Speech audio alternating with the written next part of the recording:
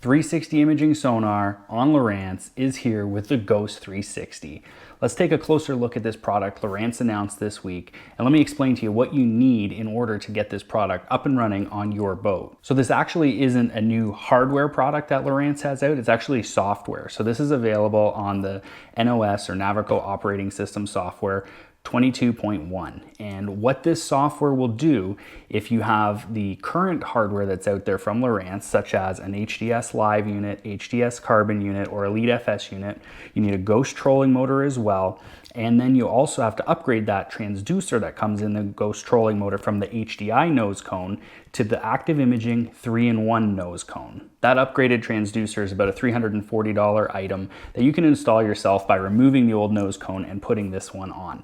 What it's going to allow you to do is have side imaging, and then what this new software does is takes those two side imaging beams, rotates your trolling motor automatically for you to produce the 360 imaging that we're seeing. Let's jump onto the unit now and we'll take a look at the operating system, everything, all the different features that you get on this. And then afterwards, I'm gonna give you my thoughts on the product and just explain a little bit more on how it's gonna work. All right, so jumping on the unit, we've got the display in the center, menu on the side, just like on all of our Lowrance units here.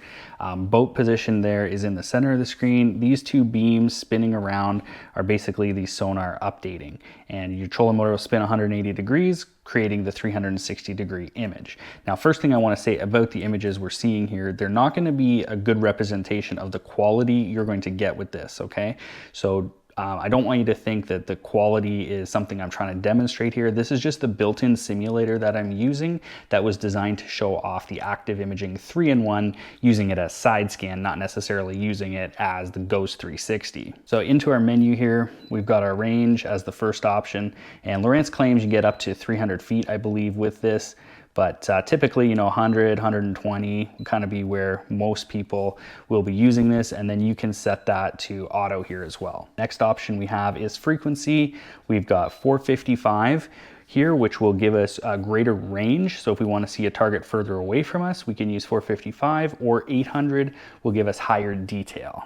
And then contrast, just like in our imaging sonar, like down scan and side scan, we've got the ability to do that in auto, which it's set to right now, or we can adjust it manually, which will adjust just like any other slider bar. We've got our different color palettes, and we have, I believe, 12 of them.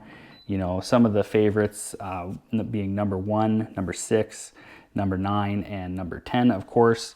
They do have these higher contrast color palettes that Lowrance came out with for their active imaging 3-in-1 that we can have on here as well, which is really nice to have. In advanced, we have the ability to adjust our surface clarity. We can do that low, medium, high, or off. And then we have our position adjustment here. So that will allow us to rotate the position 360 degrees. I'll come back to stop scan in a moment. We have more options. So we can stop sonar, just disabling the sonar transmission, and then we can do look ahead. So look ahead will move us down in the screen here, and we'll see more of what's ahead of us, obviously, as the name implies. And then it also takes up a little bit more of the screen there. Now, turn speed, I wasn't able to adjust. You may be able to do that when you have a trolling motor connected. So now our last option here is stop scan.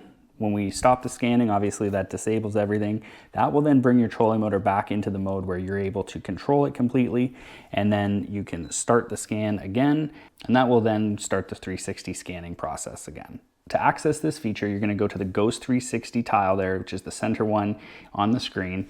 And if you don't have that, you wanna go into Menu, System, go to Advanced, go to Features, and just make sure Ghost 360 is turned on. Back from our home screen again, we're also able to create split screens just like we would on any other Lowrance display. So if we want to monitor our 360 and traditional sonar, we're able to do that. We can adjust the panel split here as well. So we get more of the Ghost 360 on the screen. And then the orange box determines what menu you're going to see. So right now the orange box is around the Ghost 360. So I have Ghost 360 items in the menu. If I tap the sonar display, that will bring up all the sonar options in the menu. You could also create a map split screen, whatever you like. So that's a look at the features and kind of the menu system on what you're going to get when you upgrade your software to this. Now, what are my opinions? What are my thoughts on this? Well, the first thing that came to my mind is the spotlight scan transducer that Lowrance had out. And there's a lot of similarities, there's some differences too. Spotlight scan was around in, I believe, 2012, 2013 with the HDS Gen 2 touch units, and it was really their answer to Hummingbird's 360 imaging that they had out at the time. What that transducer was basically just mounted to your trolling motor, and it would only work with cable steer motors. You would then pan your motor around to create the movement to get the imagery. You know, we know with the Hummingbird 360 imaging, there's nothing like that you have to do. The transducer actually spins in the housing to create the imagery. So the downside with the spotlight scan is you really couldn't control your boat while you were using the product. You had to point the transducer where you wanted it to be. You couldn't point the trolling motor where you wanted the boat to go. So now what this is, it's very similar in that sense, but you'll get better imagery with this for a couple reasons. First of all, the active imaging transducer is far superior to what they had out with the spotlight scan. The detail in active imaging, if you have one of their side imaging transducers now, you know the detail is excellent on that, even though it's not in mega frequencies. The other difference is with spotlight scan, we had to manually rotate the motor ourselves.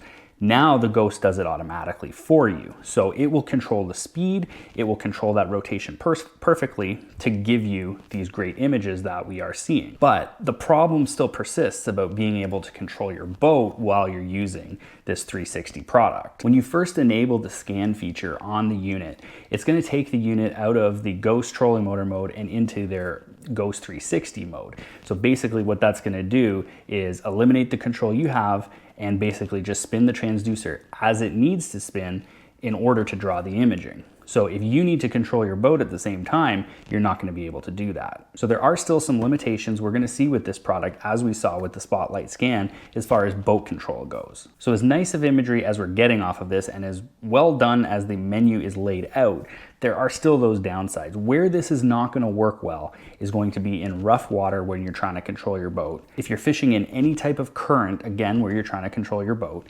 And then finally, where precision boat control is required for whatever reason that might be, whether it be keeping on structure, following a contour line, anything along those lines. So what are some ways around that? Well, if you have power poles or talons or raptors on your boat, you'd be able to drop those down, pin your boat in position, and then spin this around as it needs to, and then you'll be able to scan that structure that you're fishing. But that's only going to be for water deep enough as your shallow water anchors are able to hold your boat. And typically when you're using this type of sonar, you're usually fishing offshore structure, which in most cases is going to be deeper than those shallow water anchors are able to hold your boat. I think this product is going to be really good for Great Lakes smallmouth fishing, Kentucky Lake ledge fishing, that type of thing. And you know, bigger lakes like that often have a lot of boat traffic or have a lot of wave action where you do need to control your boat. So it's going to be limited when you're going to be able to use this. So I think this product is a really nice thing that Lowrance has done and given their customers the opportunity to have this 360 imaging. For the cost of it, if you've already got the Ghost and the HDS unit or other compatible product on your boat, it's not really that expensive to upgrade to, and the software is free. So I personally think it's worth doing. I don't think we're going to see a lot of people jumping brands and coming just to buy this feature. This is really more something for existing Lowrance customers, just some more added value to the HDS system that they have. And if you're a diehard Lowrance guy, now is a good time to upgrade because there's some great rebates on the Lowrance HDS units. And when you buy it with a Ghost trolling motor, you get even more money back. And I think those are on until April 30th. So you might want to check those out if you're thinking of upgrading and taking advantage of this new feature here. Now, an interesting side note, some of you subscribers might have noticed in my video where I compare Hummingbird's Mega Live, Lowrance's Active Target, and Garmin's Panoptix Live Scope, I kind of asked the question at the end, what's going to come next? Is Lowrance going to come up with a 360 imaging of their own? What do you think is going to happen next? Lowrance and Hummingbird have now followed Garmin with their real-time sonar options. Do you think Garmin and Lowrance will come out with a 360 option to follow Hummingbird? Or is Garmin going to step things up yet once again and blow our minds with a 3D real-time sonar option? Now, I had no prior knowledge that Lowrance was working on a 360 product when I posted that video. I wonder if Garmin's working on that 3D live scope that I was thinking about in that video as well. That'll be interesting to see. Thanks for checking out this video on the Ghost 360 product that Lowrance has out. Are you gonna be upgrading to it? What do you think about it?